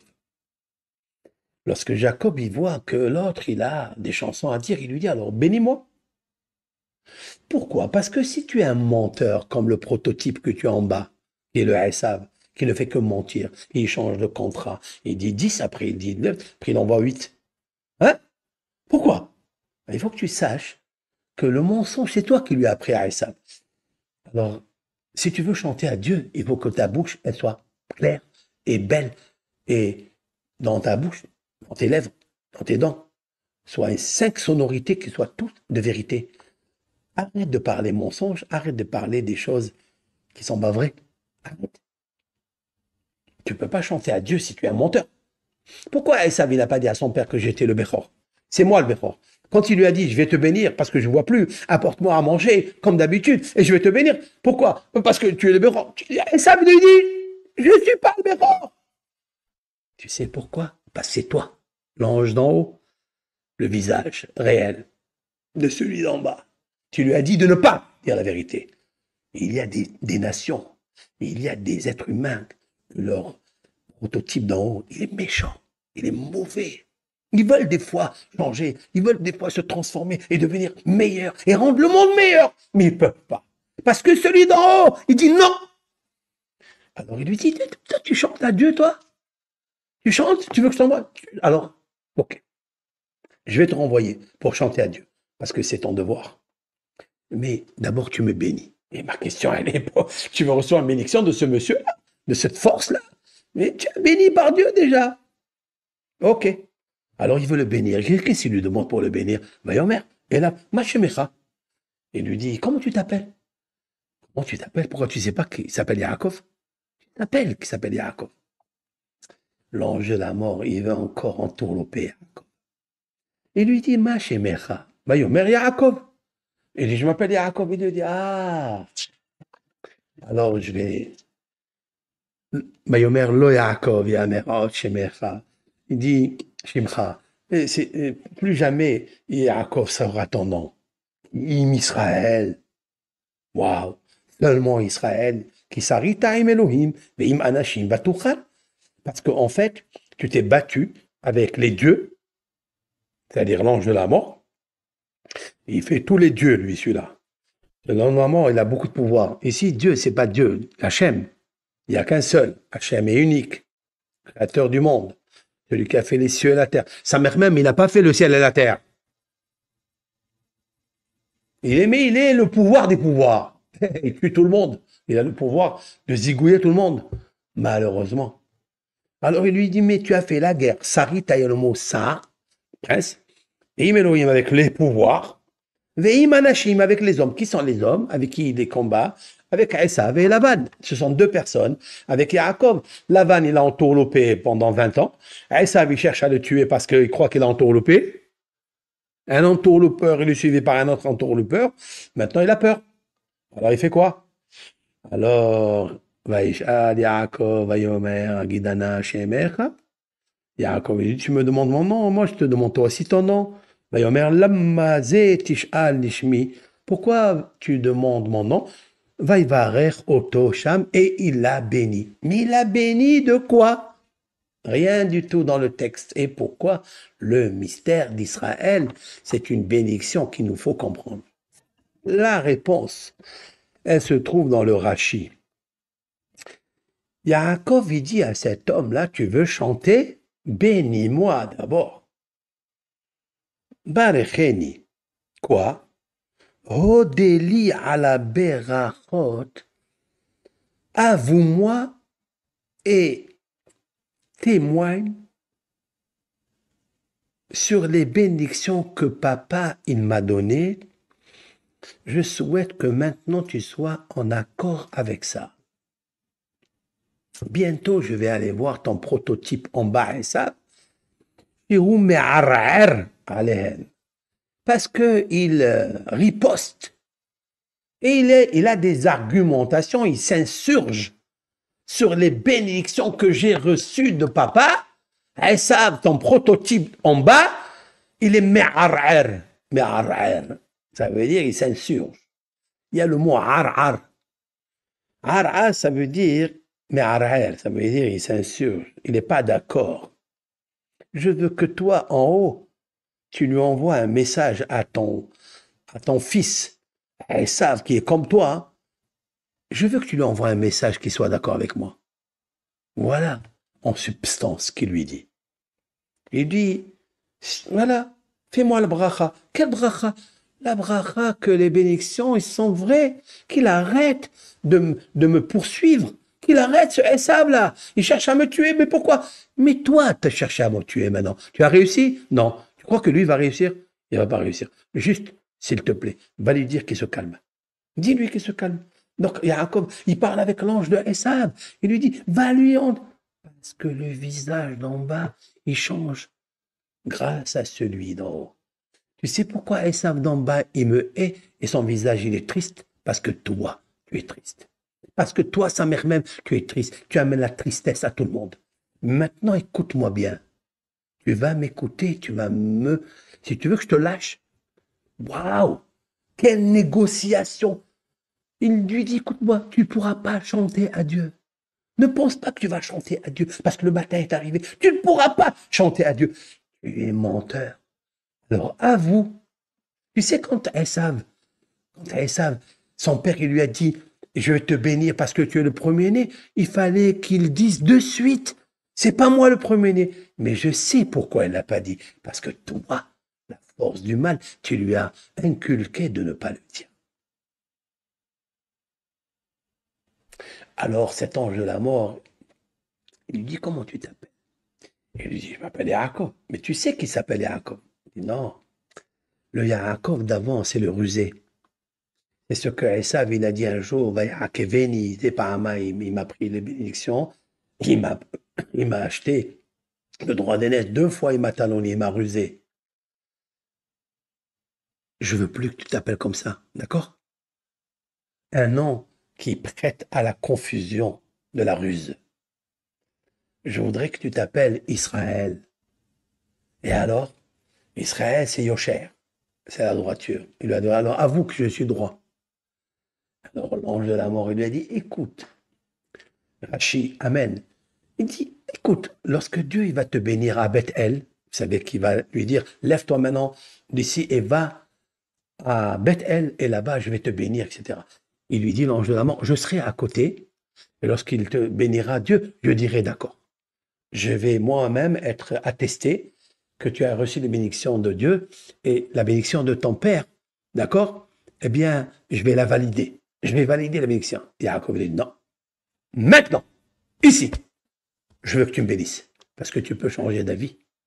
Eh, avant que j'arrive là-bas, je ne sais pas si je vais pas fauter, je ne sais pas si je ferai une faute et ça va couper. Il va y avoir la Nessira, il va y avoir le menuisier qui va prendre la scie, il va me couper, il va y avoir des sciures et des sueurs. Je ne veux pas. Je veux que mon visage et mon visage se voient ensemble. Quel est mon visage en haut? Yaakov? Non, tu vas plus parler Yaakov. C'est Israël. Il y a un nom qui s'appelle Israël en haut, pas en bas. Le Israël en bas, il est défini par le Israël en haut. C'est quoi Israël? Alors il l'a béni, il lui dit, je suis d'accord que les bénédictions. D'ailleurs, on a vu tout de suite, quand il a fini, il est allé voir Esav. Et Esav, comme une petite marionnette, tout mignon. Il n'y avait plus de haine, il n'y avait plus la force du mal, il n'y avait plus la jalousie, il n'y avait plus rien. Il est allé, il a couru, il a embrassé, il a enlacé. Mais d'où vient ça?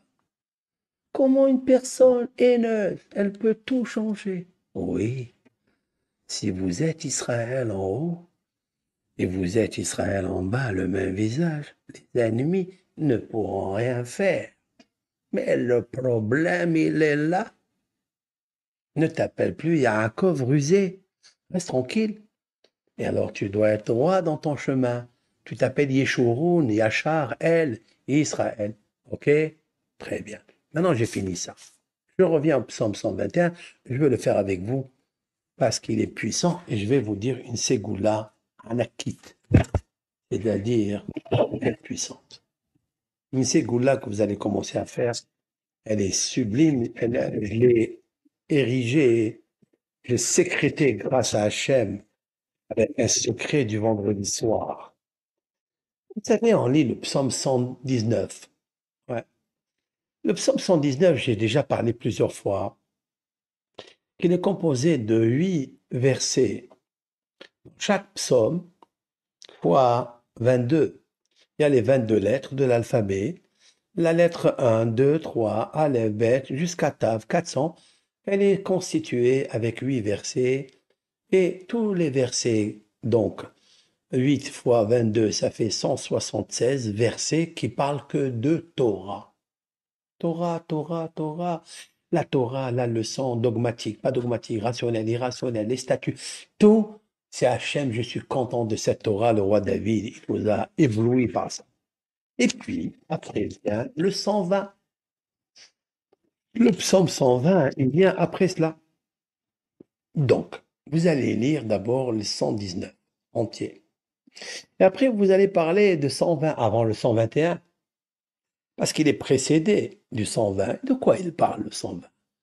Le 120, il dit comme ça. Shira ma'alot el Adonai, cantique des degrés vers l'Éternel, j'ai crié dans ma détresse. El Adonai batsara talli, dans ma détresse. Karati vayaneni. Donc j'ai appelé l'Éternel j'ai crié à l'Éternel dans ma détresse et il m'a exaucé. Ça c'est verset 1. Deuxième verset. Adonai, Éternel. Hatsila nafshi, sauve mon âme misefat remia, des lèvres mensongères. Milachon remia, c'est-à-dire sefat sheker, des lèvres mensongères. Milachon remia, d'une langue perfide, rusée. Le roi David, il vient d'étudier le psaume 129 qui parle la Torah émet. La Torah de la vérité, il ne peut pas coller avec la détresse pour le sauver s'il parle une langue fourchue, une langue perfide, avec des lèvres mensongères. C'est pas possible. Parce que Dieu il lui dit, psaume 3, il dit, qu'est-ce que tu... Malecha le saper hukai. Beata saneta moussa. Dieu il dit à toute personne qui parle à Shonara, ou qui parle du mal, ou qui parle tout ça, il dit, qu'est-ce que tu racontes mes merveilles, alors que tu n'acceptes pas la morale? Tu parles que du mal, tu parles du mensonge. Un jour tu dis comme ça, un jour tu dis comme ça, un jour comme ça, tout ça. Tu racontes de la propagande, de tout ça. Mais qui tu es? Arrête de parler de Dieu, tu ne le connais même pas. Parce que tu peux l'appeler jusqu'à demain. Mais il ne va pas te sauver. Parce que je dois être sauvé d'abord de parler des choses, des flèches de la nuit mensongère et d'une langue perfide. Et le roi David, il dit, verset 3, Maïtellecha ou Maïosifla, la Jérémie. Quel profit te donnera-t-elle? Quel avantage cette langue perfide? Tu es à la risée du monde entier quand tu mens. Oui.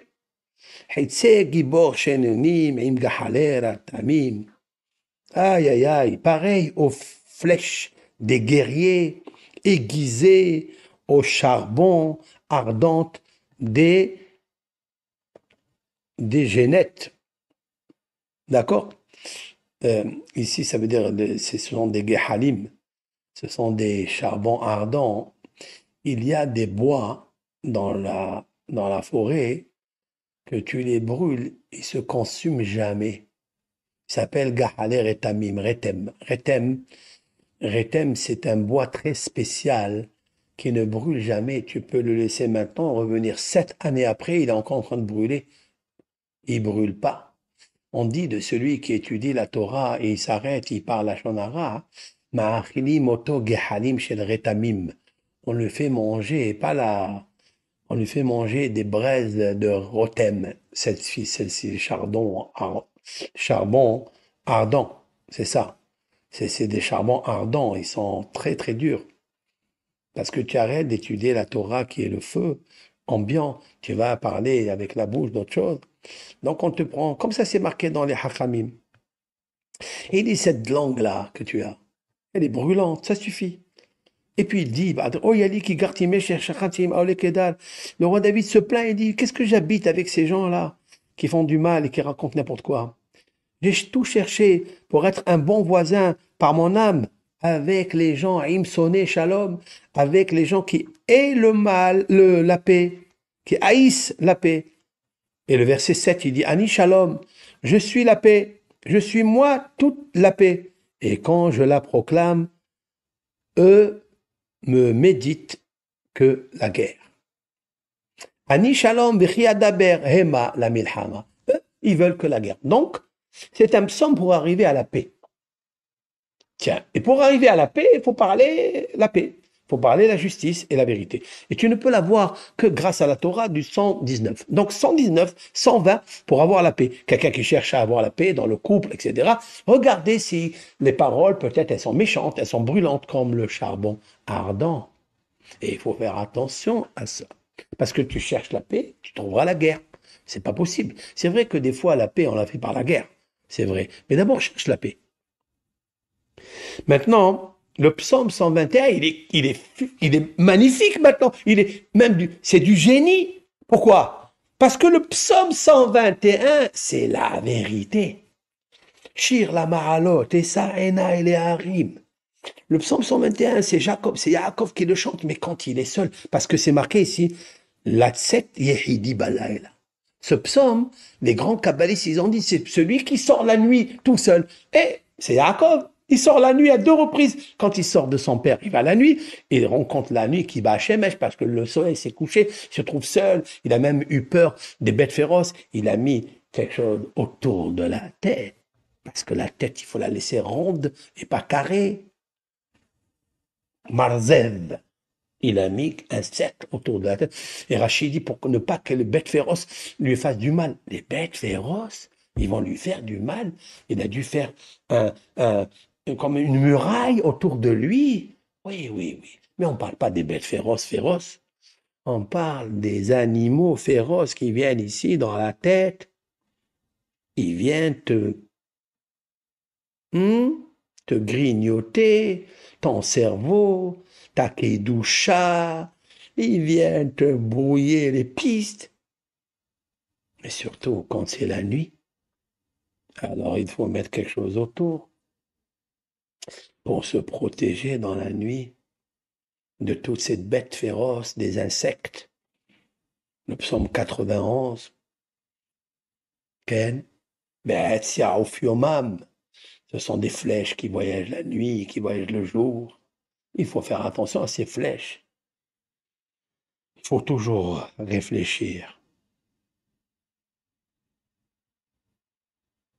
Maintenant, chez la Ma'alot et Sa'ena et les Harim, mais Aïn Evo Ezri. Maintenant, je suis seul la nuit, d'où vient mon aide? Ben là, il parle quand il va chercher son épouse, qui s'appelle Ezer. Ezri Me'im Adonai, c'est Shamayim Va'aretz. Il répond.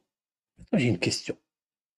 Est-ce que vous avez vu, vous, un homme, que Dieu lui dit, je vais te protéger, je vais te surveiller, là où tu iras, j'irai. Et là, il lève ses yeux aux montagnes. Qu'est-ce que ça veut dire, lever les yeux aux montagnes? Qu'est-ce qui vont l'aider, les montagnes? Les montagnes, ce sont c'est des corps, des créatures immobiles. Est-ce qu'il y a Dieu dedans, dans les montagnes? C'est quoi ça?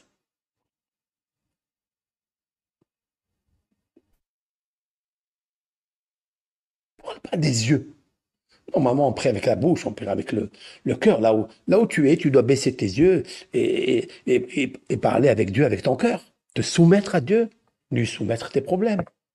Parce que tu lui diras un jour, ce que je désire me désire. Parce que ce que tu désires, c'est un miroir. Donc si le miroir, il est vrai, donc le miroir, il te fait regarder ton visage. Donc ce que je désire me désire. Mashani hafetz, hafetz bi. En hébreu, c'est beau. Hafetz. Ce que je désire, alors il me désire. Est-ce que vous l'avez dit un jour?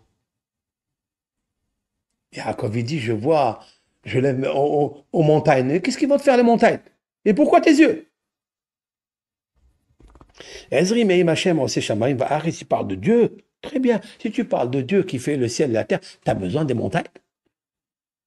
Et là, dans le verset 3, Alitel amod raglecha, il ne permettra pas à ton pied chancelle. Celui qui te garde ne s'endormira pas. Tiens. Le pied, il va chanceler. Vous vous rappelez que l'ange, il lui a luxé la hanche. Et Yaakov, il dit, attention, aide-moi à ne pas que l'ange de la mort, il me casse les pieds. Alianou Shomrecha, mon gardien, il ne doit pas dormir. Il ne doit pas dormir. De quoi il parle? Iné Loyanou, verset 4. Iné Loyanou velo ishan shomer Israël. Tu n'es pas encore appelé Israël? Pourquoi tu parles d'Israël ici? Il n'est pas encore né Israël. Il est né après le combat. Adonai Shomrecha, Adonai Silecha Aliadiminecha, Dieu, c'est ton gardien, il est ton ombre, ta main droite. La nuit, le soleil ne va pas te frapper, va pas te brûler. La nuit, les étoiles. Adonai Ishmorcha, Mikolra, Ishmor Nafshecha, il va te protéger de tout mal, il te protégera ton âme. Il dit, Hachem Shomrecha, Selra, il va te protéger quand tu sors, quand tu vas. C'est quoi ce psaume-là? Le secret de ce psaume, je vais vous dire tout de suite. Combien de fois il y a marqué dans ce psaume le nom de Dieu? Yud-Ke Vav-Ke.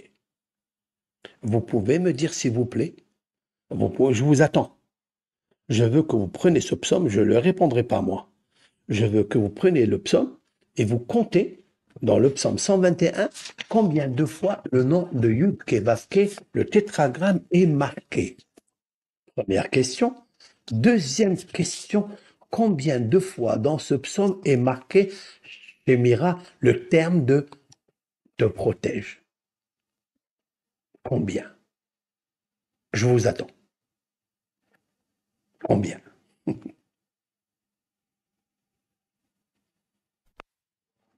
Alors, qui est-ce qui peut me répondre? Sur TikTok aussi, on peut répondre. Hein. Vous êtes très, très nombreux sur TikTok. Dieu bénisse. Au Hachem, qu'avec ce cours-là, on peut purifier même des endroits où c'est pas toujours glatt, c'est pas halak, Bet Yosef. C'est de tout là-bas. Il y a des trucs.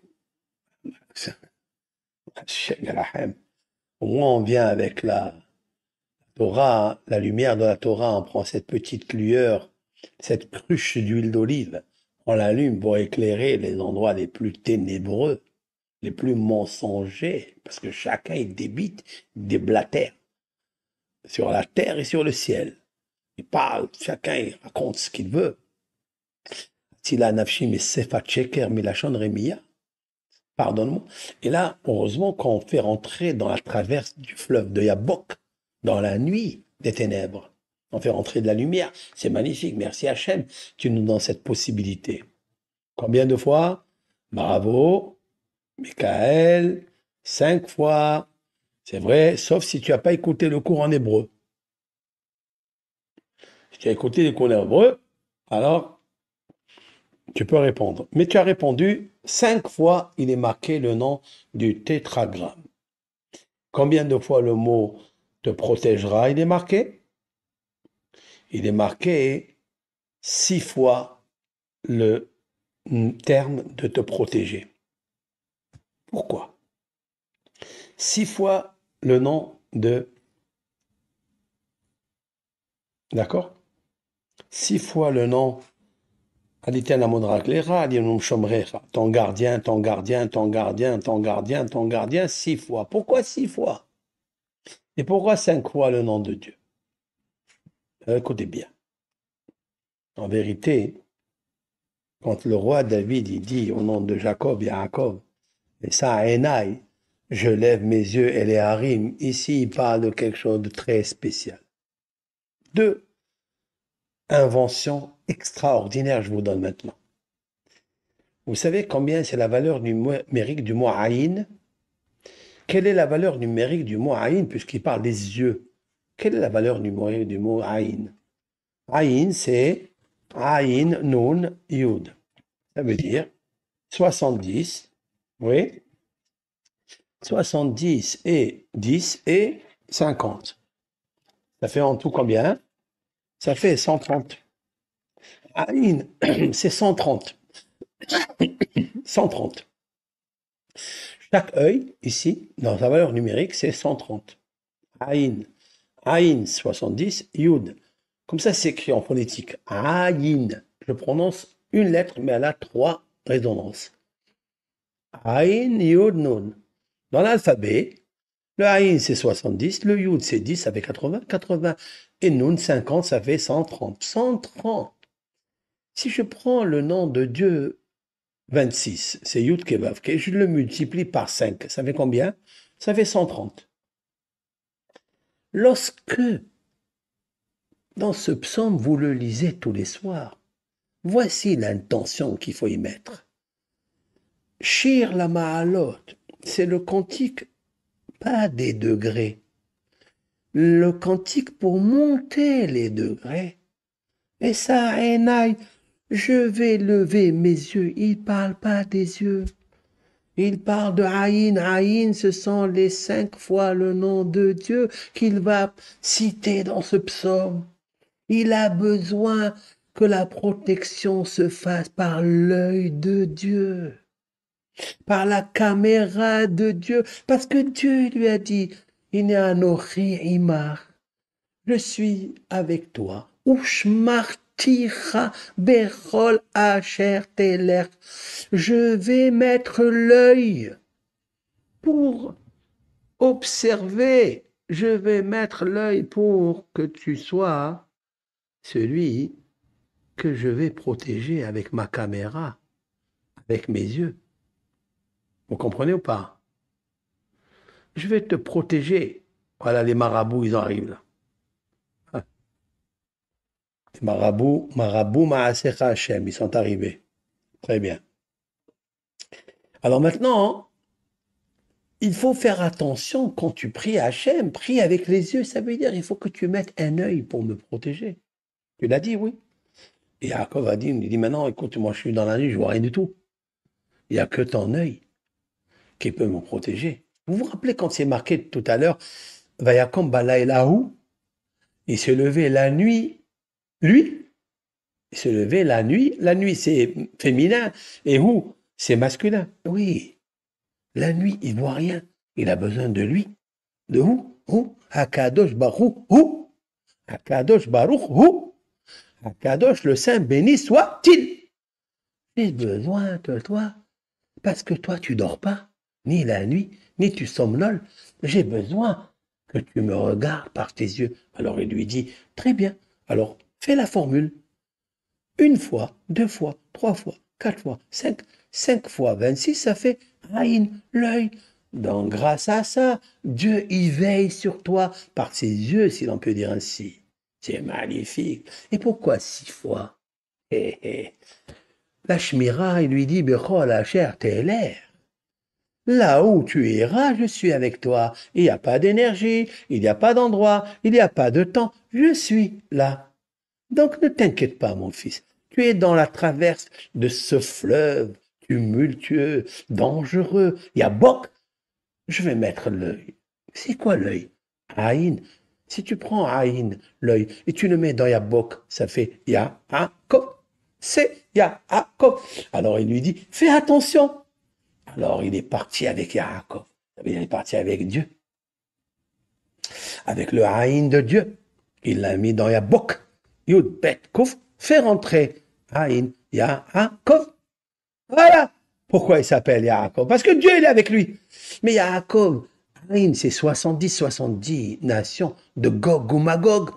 Alors il lui dit, je vais te faire gagner cette guerre de Gog ou Magog. Quand les 70 nations s'apprêteront à venir à Jérusalem, je mettrai l'œil dessus. Ne t'inquiète pas. Ne t'inquiète pas. Tu sais d'où je le sais? Parce que l'ange de Essa, Aïn, l'ange de Esav, je vais l'amadouer, je vais le laisser aller chanter la gloire d'Israël, la gloire de Hachem. Et là, il va m'appeler Israël. Veloyanou veloishan shomer Israël. Le Dieu d'Israël. Ah, d'accord. Si c'est le Dieu d'Israël, parce que tu vas combattre les pouvoirs célestes et les pouvoirs terrestres, Lavan et Esav. C'est pour ça que dans ce psaume, il dit Israël, mais c'est pas le Israël d'en bas, c'est le Israël d'en haut, parce qu'il y a une bête vivante. Et ça, c'est quoi? C'est Akadosh Baruchou, qui est Haya, Ahat, Bashamaim. Il y a un ange vivant dans le ciel, il s'appelle Israël. Il lui dit l'ange à Yaakov, je voudrais t'appeler Israël, mais tu t'appelles Yaakov, petit menteur, parce que tu as entourloupé ton frère, tu l'as volé, tu t'es habillé comme lui pour le prendre les bénédictions. Il lui a dit, écoute-moi bien, c'est pas vrai. Est-ce que tu es au courant que je lui ai acheté le droit d'aînesse? Il lui a dit, lui, oui. Alors pourquoi tu lui as fait faire mentir? C'est toi qui as menti, pas moi. Maintenant, écoute-moi bien, tu vas m'avouer. Il lui a dit, écoute-moi bien, tu as réussi. Je vais chanter à Dieu le matin et je vais te bénir à toi. C'est-à-dire, je vais valider la bénédiction. Je vais valider la bénédiction que tu m'as donnée. Et c'est la raison pour laquelle il lui valide la bénédiction. D'accord? Il lui valide la bénédiction. Et pourquoi? Bon, peu importe. Akadosh Baruch Hu, il a donné à Israël ce nom-là. Maintenant, écoutez-moi bien.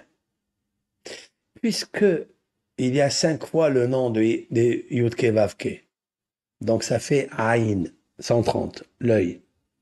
Puisque 26 multiplié par 5 fois 26, ça fait 130. C'est l'œil de Dieu qui protège Jacob.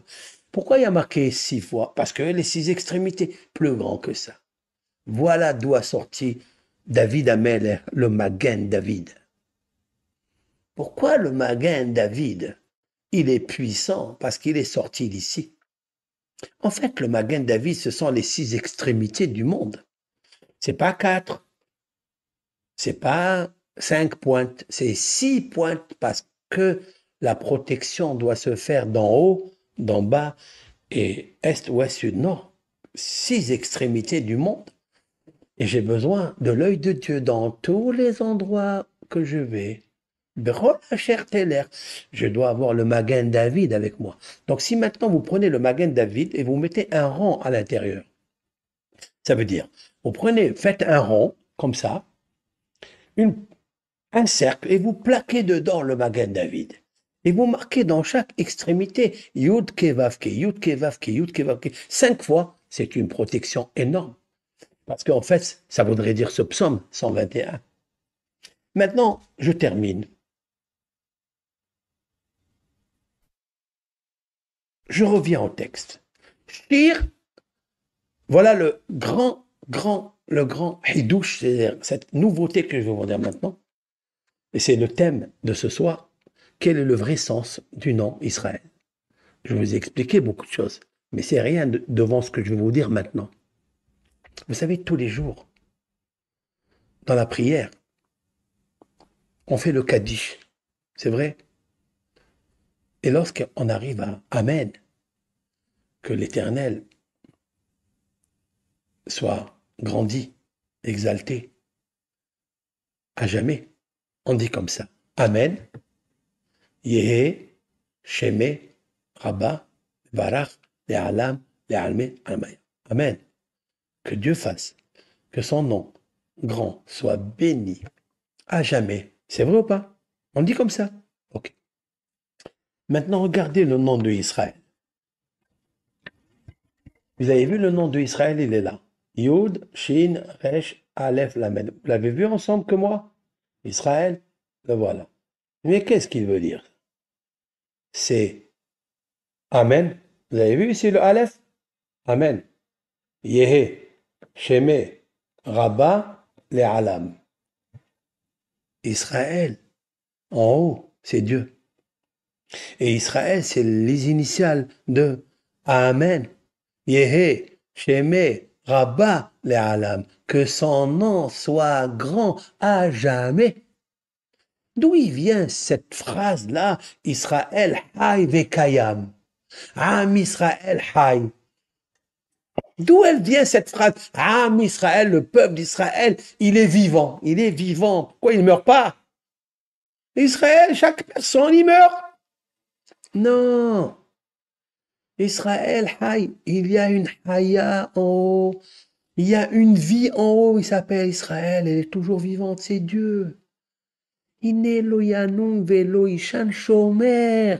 Israël, Israël, il est vivant. Pourquoi? Amen, Yehe, Sheme, Rabba, les Alam, les Olam. À jamais. Comme Dieu, il est à jamais vivant. Israël, elle est à jamais vivant. Personne, toute force, ne pourra pas. Mais une condition. Par amour et par sérieux et par justice, je parle avec Dieu maintenant, pas avec vous. Dieu, il m'a répondu, il m'a dit oui, tu peux rester vivant comme moi, mais sois comme moi. Sois comme moi. Sois juste. Yachar. Moi, je suis Yachar. Je suis droit. Sois droit. Arrête de faire les magouilles. Arrête de faire des choses. Arrête. C'est ce qu'il dit l'ange à Yaakov. Il dit, écoute, Yaakov, c'est pas bon. Hein. Au plus que tu t'appelles Yaakov parce que Yaakov, parce que tu m'as rusé. Celui d'en bas. Et ça. Alors, si tu veux t'appeler Israël, sois Yachar. Yosher. Sois Yachar. Et avec ça, Israël Haï Vekayam. Am Israël Haï. Et c'est ça qu'en fait, tous les reproches qu'on peut nous faire. Parce que, est-ce que tu es le Israël de Moshe Rabbeinu, ou d'Abraham, de Yitzhak, de Yaakov? Alors, la réponse, elle est, bénis-moi. Sois d'accord que je suis le peuple élu, sois d'accord que je suis le peuple choisi. Il t'a choisi, tu étais un esclave, tu es un vulgaire esclave, tu as travaillé 210 ans, tu as levé les yeux vers un créateur, tu ne sais pas comment on l'appelle, et il t'a exaucé, il t'a fait sortir de là-bas, il t'a fait des miracles, et il t'a dit, écoute, tout ce que j'ai fait pour toi, parce que tu as su appuyer sur le vrai bouton de Israël en haut. Alors si Israël, il est vrai en haut, il doit être en bas. Venez avec moi au mont Sinaï. Venez! 50 jours après, il les amène au mont Sinaï, va Han Sham Israël, et Israël combat devant la montagne. Qu'est-ce qu'il va leur dire? Je suis l'Éternel, ton Dieu, qui t'a fait sortir. Est-ce que tu as cette phrase dans ta tête? Est-ce qu'elle traverse les veines où coule ton sang? Est-ce qu'elle traverse toutes les fibres de ton âme? Je suis l'Éternel, ton Dieu, qui t'a fait sortir de la terre d'Égypte, d'esclavage. Ça, Si tu sais ça, alors arrête de faire ça, arrête de jurer en vain, respecte ton père, respecte le Shabbat et honore-le. Sois Israël jusqu'au fond, jusqu'à la lumière de la cruche de l'huile d'olive. Et alors, laisse-moi faire après. Tu combattras les pouvoirs et tu combattras les hommes parce que c'est pas toi qui fais le combat, c'est moi qui le ferai. Et c'est ça, en fait, le psaume 121, il est extraordinaire. Maintenant, écoutez. Dans le psaume 121, verset 3, il dit quelque chose. Aditen la modraklecha, alianum shomrecha. Il ne fait pas faire chanceler mes pieds et que il ne somnole pas ton gardien. Aliten, qui? Aliten, qui? Qui? Dieu. Dieu ne va pas laisser trébucher tes pieds. Regardez. La motte c'est tmotet. Tmotet, ça veut dire trébucher, tomber. Il ne va pas laisser, je vais le traduire ici. 3. Il ne permettra pas que ton pied chancelle, celui qui te garde ne s'endormira pas. Et qui te garde? Qui est-ce que il s'appelle? Comment il s'appelle celui qui te garde? Regardez les initiales. Prenez avec moi l'hébreu et apprenez. Aliten, celui qui te garde, Aliten, il ne laissera pas trébucher. La motte c'est trébucher. Lamed, les initiales. Lamed, raglecha, tes pieds, resh. Les initiales, ça veut dire une séquence de 5 mots qui se suit. Lamed, resh, al, aleph, yanum, yud, shomrecha, shin, aleph, shin, resh, pardon. Yud, shin, resh, aleph, lamed. Israël. Vous écoutez ça? Le secret énorme que dans les initiales du 3e verset, celui qui va pas te laisser, qui s'endormira pas, c'est qui? C'est Israël. Il y a un Israël en haut qui te garde. Et alors dans le verset 4, Ineloyanum veloishan, Mère Israël explicitement. Parce que le Israël en bas, tu t'appelles pas encore, tu t'appelles Yaakov. Mais non, mais Yaakov, c'est vrai, il a un visage en bas, il a un visage en haut, mais il a un autre qui a un visage très, très subtil, qui vivra à jamais, qui s'appelle Israël. Hay vekayam, Am Israël. Hay, c'est Dieu. Olamim, qui fait vivre les mondes, qui entoure son énergie dans tout endroit, dans tous les temps, à tout moment, c'est lui. Là où tu iras, je te protégerai. C'est ça, Israël. Alitel Amodrakler. C'est magnifique, ça. Il y a un Israël en haut, un Israël en bas. Vous comprenez ou pas? Alors, essayons d'être le Israël comme celui d'en haut. Et avec ça, Hachem, il va nous sauver. Israël, c'est les initiales. Yesh, Shishim, Ribo, Otiyot, la Torah. Bien. Israël, c'est l'acronyme, l'acrostiche de Yesh, il y a, Shishim, 600, Ribo, 1000, 600 000, Otiyot, Aleph, les lettres de la Torah. C'est vrai. Vous voyez que c'est spirituel. Donc il y a un Israël qui est spirituel. C'est celui-là dont je vous parle. Eh bien, il faut être Israël avec les 600 000 lettres de la Torah en haut et tu es protégé. Et tout le monde le dira, tout le monde reconnaîtra ça. Mais il faut que tu fasses ça. Alors on prie à Hachem Barak de faire teshuva, de nous ramener à la vérité de Moshe, de Aaron, de David, de Shlomo, de Abraham, de Yitzhak, de Yaakov. Et quand on sera dans ce groupe, alors il y a vos shalom, il y a nous.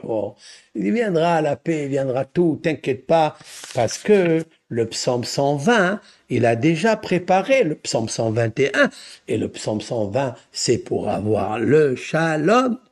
Alors pour avoir le shalom, il faut Israël, et pour Israël, il faut Israël en haut. Et donc voilà toute l'histoire de Israël. Elle est très particulière, surtout Amen Yehe Sheme Rabba Le'olam. Dit toujours que Dieu est grand et béni. À jamais. C'est ça, en fait, la gratitude. Et pour ça, Un jour, j'ai envie de faire un petit réel de 1 minute, et dans ce réel, je vais vous le dire maintenant. Voilà, je fais un réel maintenant. OK? Je sais pas comment on va faire.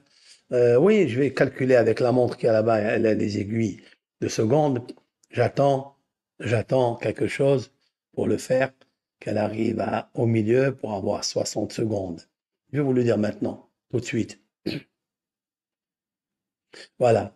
Mon réel, il est très simple. C'est de dire tous les jours, merci, Toda, Toda, Toda, Toda, Toda Hashem, Toda, Toda, Toda Hashem, Toda, Toda, Toda Hashem, Toda, Toda, Toda, Toda, Toda, merci Hashem, merci Hashem, Toda, gratitude, merci Hashem, gratitude, Toda, Toda, Toda, Hachem, que ton nom soit grand à jamais. Toda, Toda, Toda. Merci, merci, merci, merci. J'ai pas terminé encore. Merci, merci, merci. Toda Hachem, Toda Hachem. Gratitude Hachem. Toda, Toda Hachem. Toda. Amen. Yehe Sheme Rabba le Alam. Que ton nom soit toujours grand devant les peuples, devant les hommes, tes créatures. Amen, amen, amen. Toda, Toda, Toda, Toda, Hachem. Gratitude, gratitude, gratitude à toi, Hachem. Gratitude, gratitude à toi, Hachem. Que ton nom soit grand à jamais. Gratitude à toi, Hachem. Toda, Hachem. Voilà mon petit réel. Mais il est réel, celui-là. C'est un vrai réel. Parce qu'en réalité, Am Israël Hay, c'est lui. Israël, il s'appelle Israël, comme je viens de le prouver maintenant. Bracha v'atzlacha, Shavua Tov à tout le monde. Et Be'ezrat Hashem, voilà, tout se fera bien comme il faut. Voilà, je souhaite aussi, au passage, je ne l'ai même pas averti, je souhaite à ma nièce Aurélie qui va se marier, Be'ezrat Hashem, demain. Donc, si Dieu veut, demain, je serai sur Paris et je marierai ma nièce qui a eu des miracles extraordinaires. Et voilà, je vous raconterai après, c'est pas le moment, mais c'est fabuleux, c'est fabuleux. Aurélie, la lumière pour moi, c'est Israël. Et donc, avec l'aide de Hachem, on va faire un bon mariage, un bon choupa, demain, si Dieu veut, sur Paris. Kol Tov, bracha.